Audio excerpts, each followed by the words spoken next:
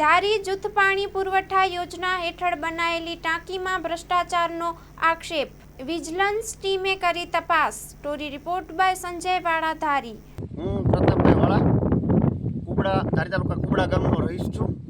અને ભૂતકાળમાં કુબડા ગ્રામ પંચાયતમાં સરપંચ ઉપસરપંચ તરીકે સેવા બજાવી ચૂક્યો છું। આજ રોજ પાણી પુરવઠા અને ગટર વ્યવસ્થા બોર્ડ ધારીની યોજના અંતર્ગત મય પર્યાજ યોજના અંતર્ગત એક પાણીનો સંપ તારીખ 24/8/2024ના રોજ ચાલુ થયેલ હોય, જે પરિપૂર્ણ 2 થી 3 મહિનામાં પૂર્ણ કામ કરી અને જે તે એજન્સી પૂરી કરીને જતી રહેલ છે। ચાલુ કામ દરમિયાન કામ નબળું થતું હોય, જે અંતર્ગત એ ધારી પાણી પુરવઠાના નાયબ કાર્યપાલક ઇજનેર શ્રી રાઠોડ સાહેબને લેખિત રજૂઆત કરેલ કે આ પાણીનો ટાંકો નબળી કામગીરી થઈ રહેલ છે, તો એ તરફથી અમને કોઈ સંતોષકારક પ્રત્યુત્તર ન મળેલ। જે અનુસંધાને અમોએ 2 માસ પછી મુખ્ય અધિક્ષક ઇજનેર શ્રી ભારતી મેડમ જૂનાગઢને સંબોધીને એક લેખિત ફરિયાદ કરેલ, જેનો પણ કોઈ પ્રત્યુત્તર ના મળેલ। પછી અમે તકેદારી આયોગ અને ચેરમેન પાણી પુરવઠા બોર્ડને લેખિત જાણ કરી અને આ નબળી કામગીરી અનુસંધાને રજૂઆત કરેલ હોય, જેથી આજ રોજ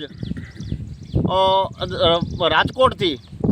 વિજિલન્સ અધિકારી તરીકે ગોહિલ સાહેબ આ કામના તપાસ અર્થે આવેલ હોય અને તપાસ અર્થે આમનું ટેસ્ટિંગ રિપોર્ટ અને એ બધું કરવાનું અમને જણાવેલ હોય, જેથી અમે અહીંયા સ્થળ ઉપર હાજર હોય અને ગ્રામજનો પણ બધા હાજર હોય, તો આવી રીતે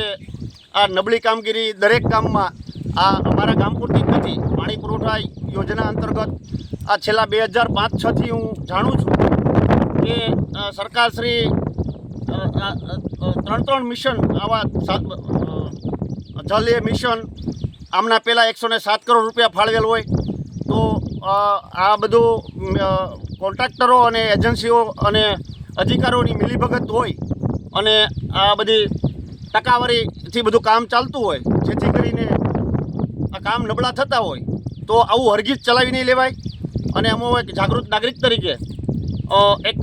હવે પછી દરેક ગામમાં આવી રીતના જે ખોટા જે નબળા કામ થયેલ છે ત્યાં આ ભ્રષ્ટાચાર ઉજાગર કરશું।